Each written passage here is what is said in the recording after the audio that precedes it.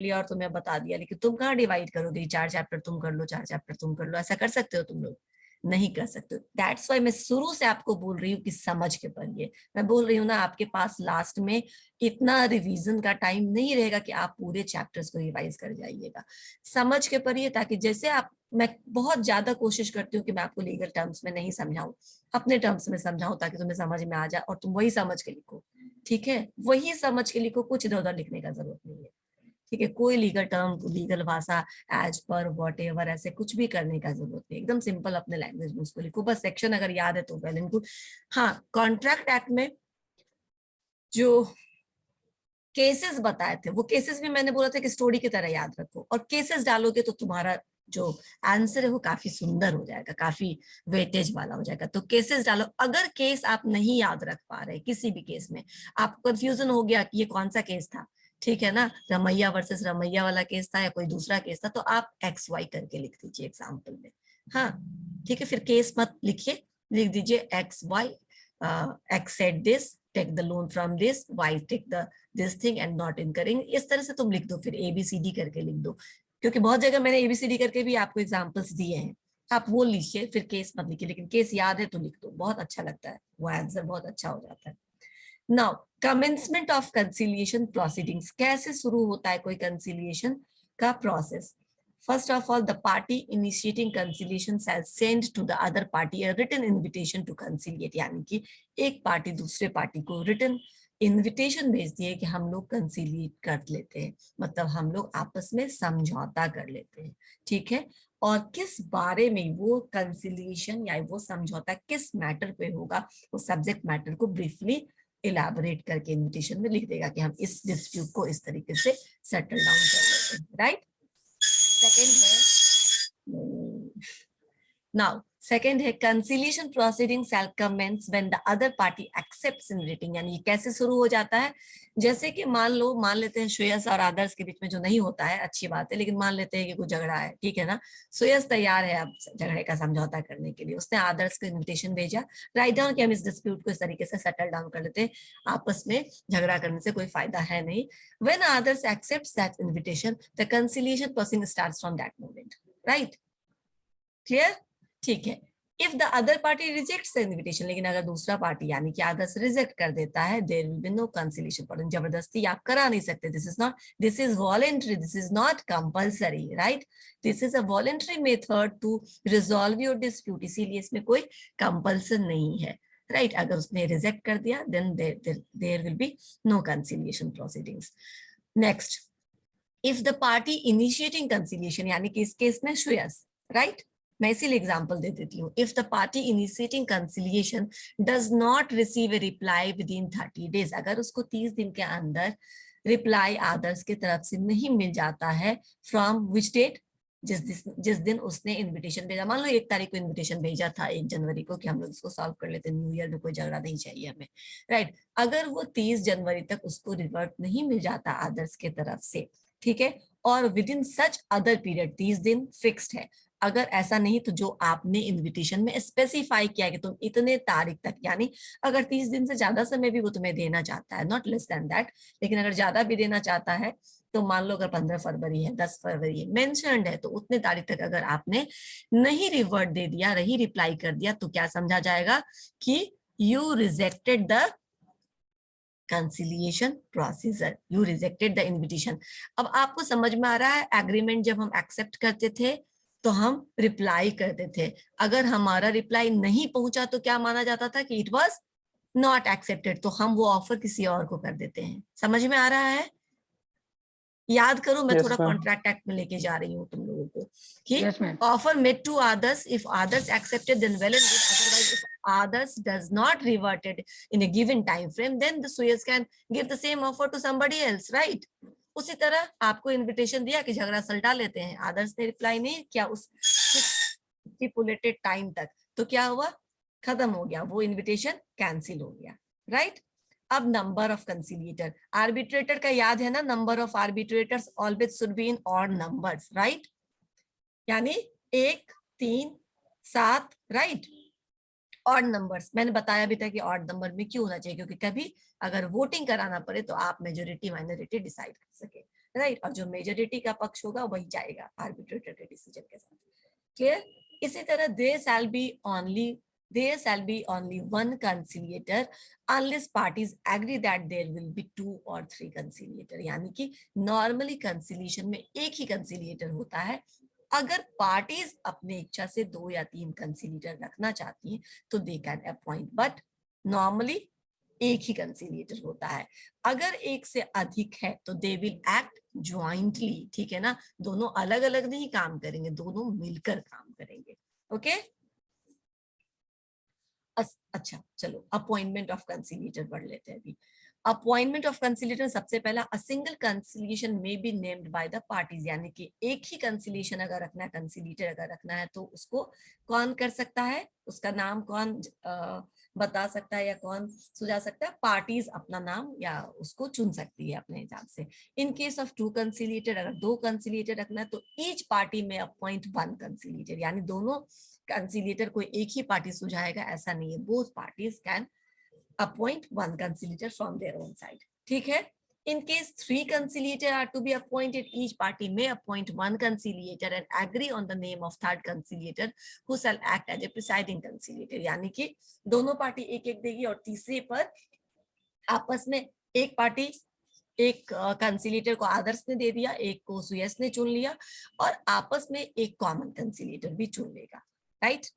Okay, party में request suitable intuition, अगर आपका कोई म्यूचुअल स्टैंड नहीं बन पाता है कंसिलिएटर को अपॉइंट करने पर, तो आप क्या कर सकते हो? You can request suitable institutions और person to recommend the name of suitable individual as act as conciliator, यानी अगर आप आपस में कर लेते हैं तो ठीक है, नहीं तो क्या होगा?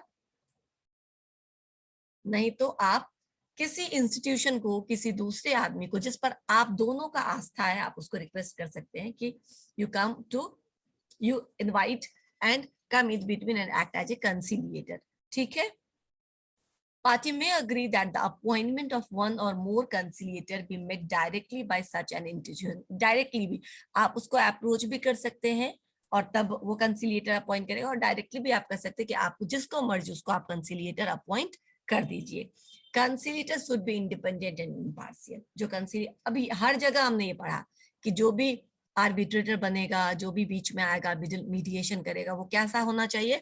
न्यूट्रल होना चाहिए, इंडिपेंडेंट होना चाहिए, किसी से किसी का कोई इंटरेस्ट नहीं होना चाहिए किसी पार्टी में, और अगर इंटरेस्ट है भी तो वो पहले से डिस्क्लोज करे कि मेरा इस पार्टी के साथ ये रिलेशन है। अगर तब पार्टी चाहेगी या फिर आर्बिट्रल ट्रिब्यूनल उसको अपॉइंट, एप्रोप्रिएट गवर्नमेंट उसको एज एन आर्बिट्रेटर अपॉइंट करना चाहेगा तो करेगा, नहीं तो उसको हटा के दूसरा कर देगा। Getting the point? तो यहाँ पे कंसिलिएटर को भी इंडिपेंडेंट और इम्पार्शियल पर्सन होना होता है। यहां तक कोई कंफ्यूजन अभी तक? मैम अगर दोनों पार्टी, यस यस सचिन, दोनों पार्टी अलग अलग कंसिलिएटर चुन सकता है, कोई बात नहीं, चुने और फिर दोनों कंसिलिएटर मिलकर तीसरा कंसिलिएटर चुन लेगा। दोनों कंसिलिएटर के द्वारा नहीं हो सकता है? हो सकता है, बिल्कुल हो सकता है। वो अगर बोल दे कंसिलिएटर को कि आप ही चुन लीजिए तीसरा, तो कंसिलिएटर चुन लेगा। ठीक है? Same as in arbitrator. ठीक है? हाँ, ऐसा कोई हार्ड एंड फास्ट नहीं, लेकिन म्यूचुअल कंसेंट होना जरूरी है दोनों पार्टीज का, जबरदस्ती कुछ नहीं हो सकता। ठीक है ना? क्योंकि कंसिलिएशन जबरदस्ती के लिए बना ही नहीं है, वॉलेंट्री है ये। नाउ यहां तक क्लियर है? Submission of statements to conciliator, कैसे सबमिट किया जाता है कंसिलिएटर के पास कोई statement? The conciliator after his appointment, यानी अपने अपॉइंटमेंट के बाद, may request each party to submit to him a brief written statement deciding general nature of dispute, किस तरह का डिस्प्यूट है, किस बात को लेकर डिस्प्यूट है और क्या क्या अभी तक का हिस्ट्री है, आप उसको ब्रीफली एक स्टेटमेंट करके दोनों पार्टीज को कंसिलिएटर रिक्वेस्ट करता है कि आप हमारे पास अब सबमिट करें, सो दैट वो दोनों पार्टी का प्रोज एंड कॉन्स देख सके, पढ़ सके और उनका स्टैंड समझ सके। ईच पार्टी को कॉपी ऑफ स्टेटमेंट भेजना। अच्छा, अब जो मैंने कंसिलिएटर को भेजा, मान लो जो आदर्श ने कंसिलिएटर को भेजा और जो सुयस ने कंसिलिएटर को भेजा, उसी का एक एक कॉपी दोनों को आपस में एक पार्टीज को भी देना होता है। Right? Each party shall send a copy of such statements to other party. Getting the point? आदर्श कंसिलिएटर को ma'am. भी भेजेगा, सुयस Yes, को भी ma'am. भेजेगा, सुयस कंसिलिएटर को भी भेजेगा, आदर्श को भी भेजेगा, right. Next, the party shall also submit documents and other supportive evidence. यहाँ पर conciliator does not demand for evidence, ठीक है ना। एविडेंसेस के लिए, विटनेस के लिए, ओथ के लिए कंसिलिएटर नहीं बोल सकता, उसकी अथॉरिटी नहीं है, लेकिन पार्टीज अपने डॉक्यूमेंट्स के साथ साथ सपोर्टिंग एविडेंस भी सबमिट करता है कंसिलिएटर के पास, ताकि और क्लियर आइडिया हो जाए डिस्प्यूट के बारे में, ठीक है। ठीक है। At any stage of the conciliation proceeding, the conciliator may request a party to submit to him such additional information as he deems appropriate. Conciliation proceedings के दौरान बीच में भी अगर conciliator को लगेगा तो वो, see the word used, request, right? वो रिक्वेस्ट कर सकती है कि अगर और कुछ एडिशनल इंफॉर्मेशन है आपके पास तो आप हमें ड्यूरिंग द प्रोसेस पे आप उसको प्रेजेंट कर दीजिए, ताकि ज्यादा क्लैरिटी हो जाए, ज्यादा अच्छा डिसीजन ले पाए हम लोग, ठीक है। कैसे स्टेटमेंट सबमिट करते कंसिलिएटर को। नाउ रोल ऑफ कंसिलिएटर, पहला रोल तो तुम्हें मालूम नहीं है कि कंसिलिएटर का रोल क्या है। assist the party in an independent and impartial manner, यानी किसी के साथ बिना किसी पूर्वाग्रह से ग्रसित हुए या बिना किसी impartial manner के, बिना किसी पक्षपात के क्या करना है, दोनों पार्टीज को मदद करना है। किस चीज में? ताकि वो एमिकेबली या कॉर्डियली अपने डिस्प्यूट को सेटल कर ले, ठीक है। पहला रोल उसका कंसिलिएटर का है। The second conciliator role is guided by principle of objectivity, यानी कि जो भी कंसिलिएटर करेगा वो जस्टिस के साथ करेगा, फेयरनेस के साथ करेगा, कहीं कुछ ऐसा नहीं हुआ कि अनजस्ट होगा, एंड जो सही और गलत है, ठीक है, giving consideration to the rights and obligations of the parties, हर पार्टी के जो अधिकार हैं और जो उनके कर्तव्य हैं उनको ध्यान में रखते हुए वो जस्टिस के साथ, ऑब्जेक्टिविटी के साथ काम करेगा। The uses of the trade, uses of the trade आपको पता है, जो चलता आ रहा है जिस तरीके से काम, उस तरीके से जो trade, usage of trade and customs हम बोलते हैं, उस तरीके से वो काम करेगा और डिस्प्यूट को सेटल करने की कोशिश करेगा। यानी सिंपल है, कंसिलिएटर विल गाइडेड बाय द, कैसे वो गाइडेड होगा, जो प्रिंसिपल ऑफ ऑब्जेक्टिविटी है, किस पर्पज से वो आया है, तो प्रॉब्लम को सॉल्व करने, गलत तरीके से नहीं, किस तरीके से, फेयरनेस एंड जस्टिफाइड वे में, राइट। वो दोनों के राइट्स एंड ऑब्लिगेशंस को ध्यान में रखते हुए प्रॉब्लम को सॉल्व कराने की कोशिश करेगा।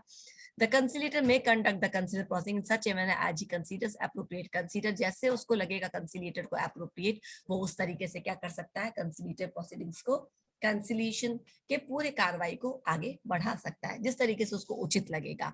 And at any stage of conciliation proceedings, proposal for state settlement of the dispute, conciliator किसी भी स्टेज में प्रपोजल डाल सकता है सेटलमेंट ऑफ डिस्प्यूट के लिए, and such proposal need not be in writing, जरूरी नहीं कि वो हमेशा लिख के ही बोले कि आप इस तरीके से सेटल कर लीजिए, वो प्रोसीडिंग्स के बीच में भी आपको सुझा सकता है कि ये तरीका है प्रॉब्लम को सॉल्व करने का, एंड इसके साथ कोई स्टेटमेंट, कोई राइटिंग डॉक्यूमेंट का जरूरत नहीं होता, since it doesn't have any legal stands, right. समझ में आया? चलो अब कंसिलिएशन प्रोसीडिंग्स देख लेते हैं।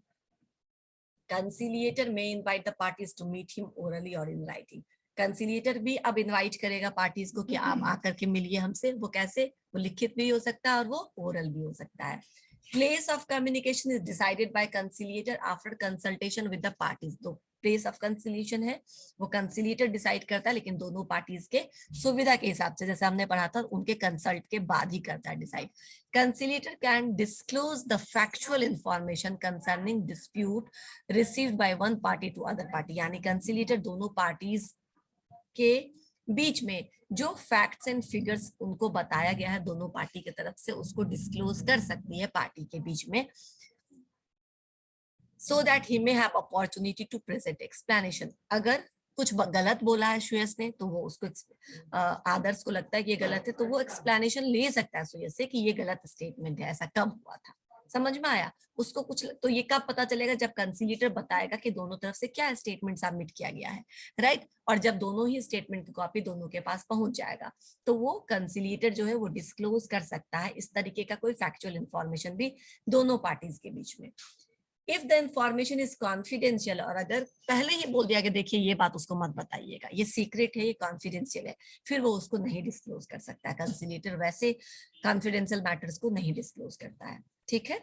यानी जहां तक स्पष्टता के लिए, एक्सप्लेनेशन के लिए चाहिए वो करता है, लेकिन अगर कुछ कॉन्फिडेंशियल पार्टी रिक्वेस्ट करेगी कि ये कॉन्फिडेंशियल है लेकिन मैं आपसे शेयर कर रहा हूं, तो फिर ऐसे इंफॉर्मेशन को वो शेयर नहीं करेगा, right. If the parties reach agreement on the settlement of the dispute, they may draw up and sign a written statement. अगर पार्टीज किसी सेटलमेंट पे आ जाती है, पहुंच जाती है, किसी अग्री कर लेती है कि ये ठीक है, ये इस तरीके से हम सेटल कर लेंगे, तो क्या करेगी, उसको वो लिख करके दोनों ही पार्टी साइन कर देगी उस सेटलमेंट अवार्ड पे, उस डॉक्यूमेंट पे. When the parties sign the settlement agreement, it shall be final and binding on the parties person claiming under the respectively. यानी कि एक बार दोनों पार्टीज अगर साइन कर देती है उस डॉक्यूमेंट पे, तो that award become bindings for both of them, right? ठीक है. The conciliator shall authenticate the settlement agreement and furnish a copy to each party. अब conciliator ने क्या किया, पार्टीज ने अपने से सेटल कर लिया और रिटन स्टेटमेंट दे दिया, उसके बाद conciliator उसको ऑथराइज कर देगा और दोनों को एक एक कॉपी कंसिलिएशन का दे देगा कि आप लोग इस मुद्दे को इस तरीके से आप लोगों ने सॉर्ट आउट किया और ये अब आपको, आपके पार्ट में आपको ये बातें करनी है और आपको ये काम करना है, ठीक है. तो दोनों ही पार्टीज को वो दे देगा written settlement agreement. Parties sign the settlement agreement, it will be binding. उसके बाद the conciliator and the parties shall keep confidential all matters relating to the conciliation proceedings. यानी कि parties भी और conciliator भी इस सारे proceedings के जो matters हैं उनको disclose नहीं करेगा, इसको confidential रखेगा, right? ठीक है, कहीं तीसरे जगह डिस्क्लोज करने की जरूरत नहीं है, ये बोला जा रहा है. ना कंसिलिएटर डिस्क्लोज करेगा, ना ही पार्टीज डिस्क्लोज करेंगे. Conciliation proceedings shall be terminated by the signing of the settlement agreement by the parties on the date. Sorry, disconnect हो गया था मैम, नेटवर्क इशू. ये लैन है ना, वो कभी कभी हिल जाता है, तो शायद इससे हो जाता है. अभी फिलहाल मेरे पास लैन का सपोर्ट है तो इतना नेटवर्क इशू नहीं है, बट येट कोई बात नहीं. यहां तक आ गए थे. जो साइन सिग्नेचर करने के बाद आप उस कंसिलिएशन प्रोसीडिंग्स को टर्मिनेट कर सकते हैं, खत्म कर सकते हैं. When both the parties agrees on the same point, they sign on the document of agreement, and then they exchange the paper, the document among themselves, and then that conciliation proceedings will regarded as terminated. अब आप उसको करने की, further करने की कोई जरूरत नहीं है. By a written declaration of the conciliator after consultation with the parties to the effect of further conciliation are no longer justified. और कैसे टर्मिनेट कर सकते हैं, जब कंसल्टेशन कंसिलिएटर दोनों पार्टी से पूछ ले और अब तो और ज्यादा फर्दर किसी एक्सप्लेनेशन की जरूरत नहीं है, उसके बाद भी वो उसको टर्मिनेट कर देगी उसी डेट से जिस डेट को वो अवार्ड लिखा गया, वो डिसीजन लिया गया है. It is also terminated by a written declaration of the parties addressed to the conciliator to the effect that the conciliation proceedings are terminated on the date of declaration.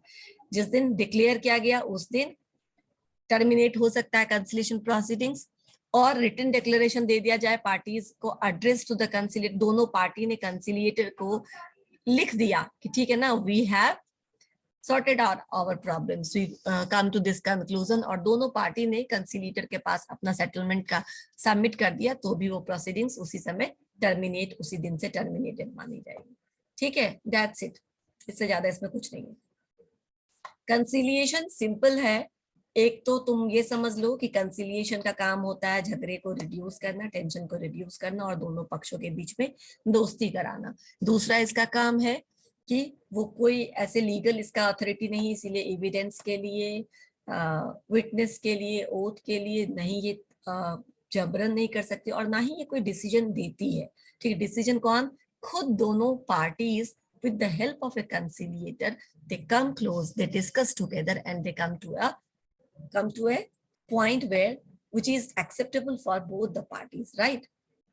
यही in short है. शुरू कब होता है, जब एक party दूसरे किसी कंसिलिएटर को कंसिलिएशन के लिए दूसरे पार्टीज को इनवाइट करती है और जब दूसरा पार्टी एक्सेप्ट कर लेता है उस डेट से कंसिलिएशन स्टार्ट होता है।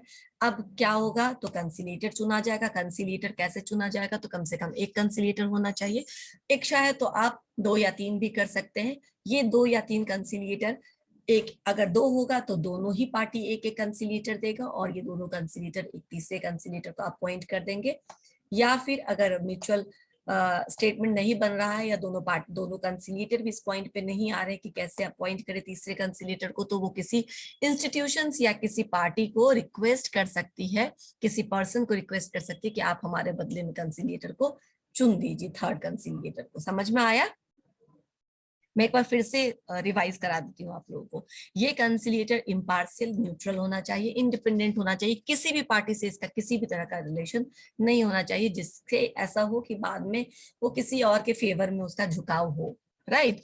तो ऐसा नहीं होना चाहिए। सबमिशन ऑफ स्टेटमेंट्स, कैसे हम स्टेटमेंट सबमिट करेंगे? रिटन स्टेटमेंट सबमिट करते हैं हम कंसिलिएटर के पास। दोनों पार्टी अपना रिटन स्टेटमेंट सबमिट करेगी और कंसिलिएटर दोनों पार्टीज एक दूसरे को भी वो एक्सचेंज करेगी जो उसने कंसिलिएटर के पास भेजा है। समझ में आया?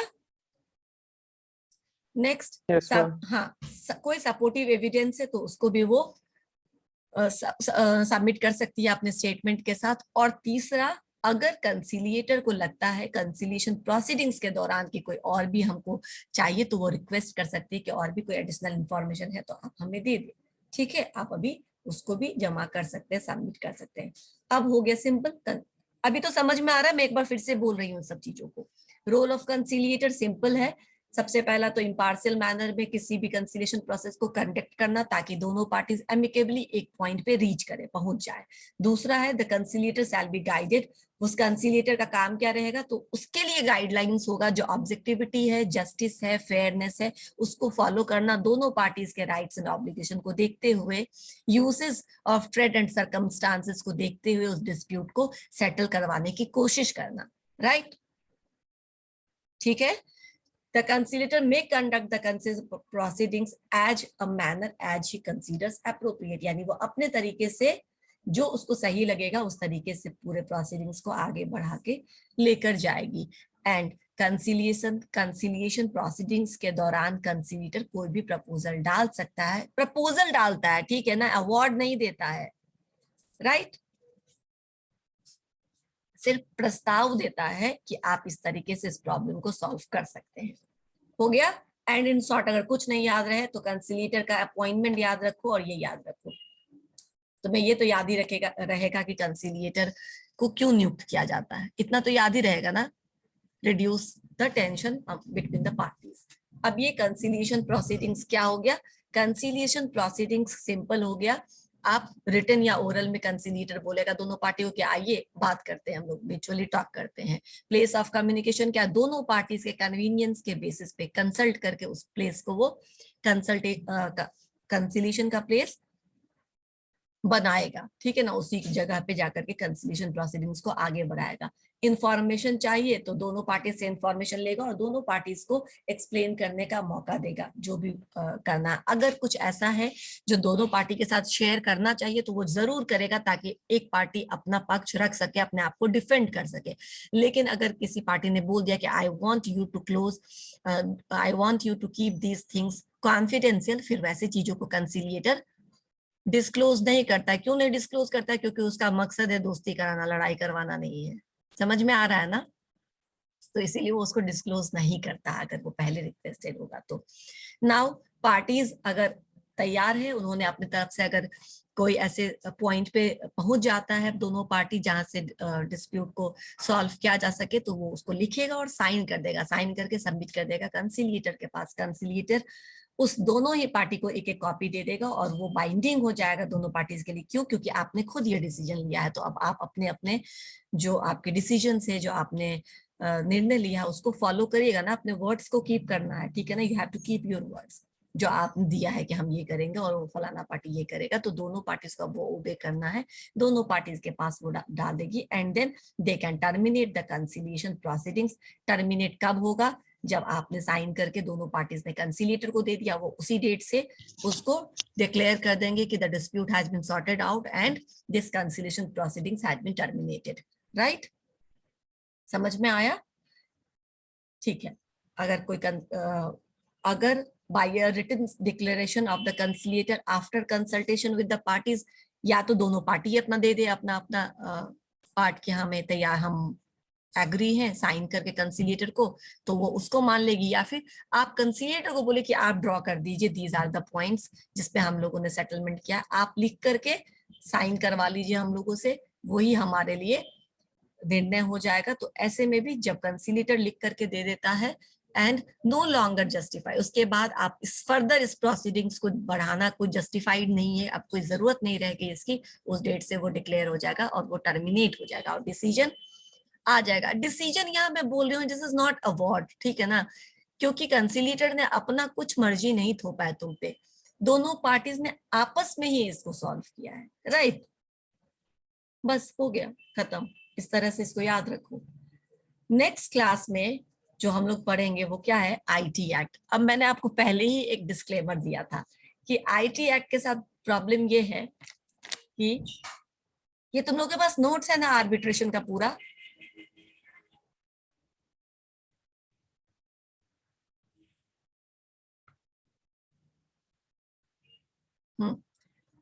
सॉरी मैं ये बोल रही थी कि ये तुम्हारे पास नोट्स है ना आर्बिट्रेशन का पूरा? Yes ma'am. ठीक है। इसमें और कुछ चाहिए, कहीं कुछ डिस्कनेक्ट हुआ और नहीं समझ में आया, ऐसा कुछ हुआ क्या? नहीं नहीं ना, ठीक है। मुझे लगता है कि अब आर्बिट्रेशन एंड कंसिलिएशन तुम लोग खुद पढ़ के देखो, अगर कुछ प्रॉब्लम होगा तो पूछना मुझसे। मुझे लगता नहीं कि कोई प्रॉब्लम होगा तुम लोगों को, ठीक है। कई बार तुमको रिपीटेड मिलेगी क्योंकि मैंने उस स्टेप्स को फॉलो किया, you can even forgo that also, ठीक है।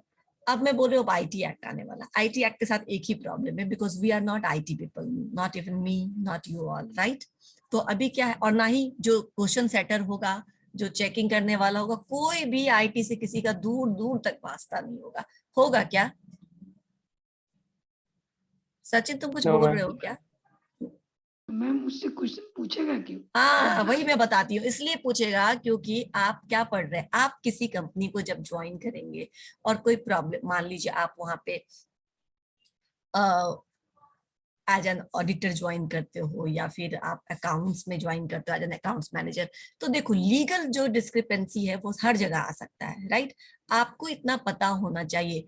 हम लोग ये आईटी एक्ट सिर्फ तुम्हारे लिए जरूरी नहीं है, सबको पता होना चाहिए। मैनेजमेंट को भी मैं मर्केंटाइल लॉ पढ़ाती हूँ, बिजनेस लॉ पढ़ाती हूँ, उनको भी पता होना चाहिए। आजकल देखो ना कितनी दूरियां हो गई है, अभी तुम लोग आकर के पढ़ते थे, ठीक है, सब नहीं आते थे, 8-10 बच्चे तो आ ही जाते थे बीकॉम में, ठीक है।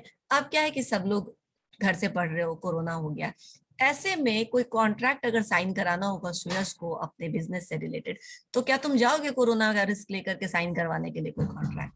तुम क्या करोगे, मैं मेल करता हूँ, आप अपना एक्सेप्टेंस भेज दीजिएगा, राइट? ठीक है ना।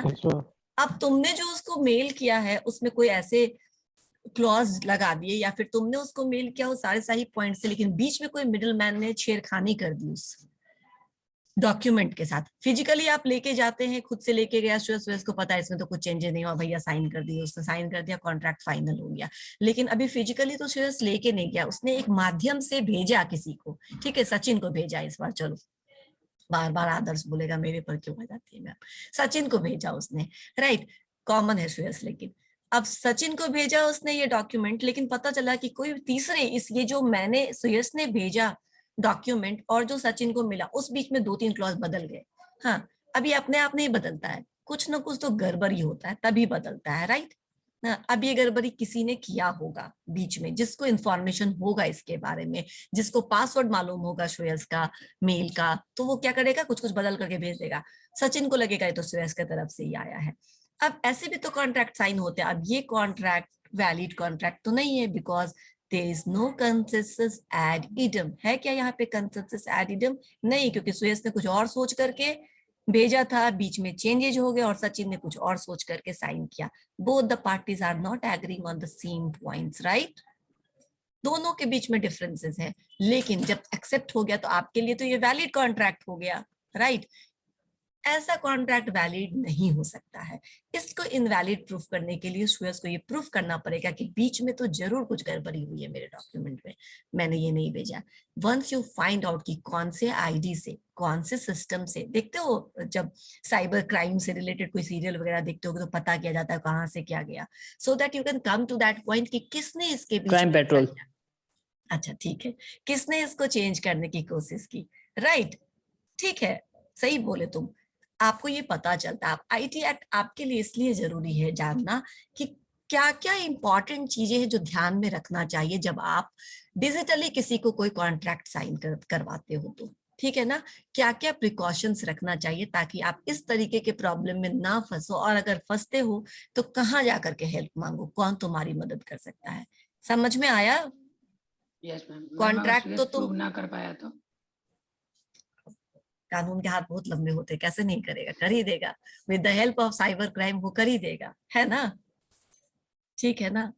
इतना सारा अब सपोर्ट आ गया है, इसीलिए तो आईटी एक्ट आया ना, क्योंकि अभी बहुत कुछ हो गया जो वर्चुअली होने लगा है, जो बहुत कुछ ई कॉमर्स, यू नो ना, अमेजोन के साथ हम रोज ही कॉन्ट्रैक्ट साइन कर रहे हैं यार, रोज उनको हम बोल रहे हैं कि हाँ हम आपका ये सामान खरीदेंगे, इस पैसे पे खरीदेंगे, राइट, और हम लेते हैं, तो ये भी तो हुआ ना, बाइंग एंड सेलिंग हुआ दोनों पार्टीज के बीच में। कल को तुमने 2000 पे कोई सामान खरीदने को एग्री किया और तुमको पेमेंट करते समय वो 3000 मांगे तो तुम करोगे?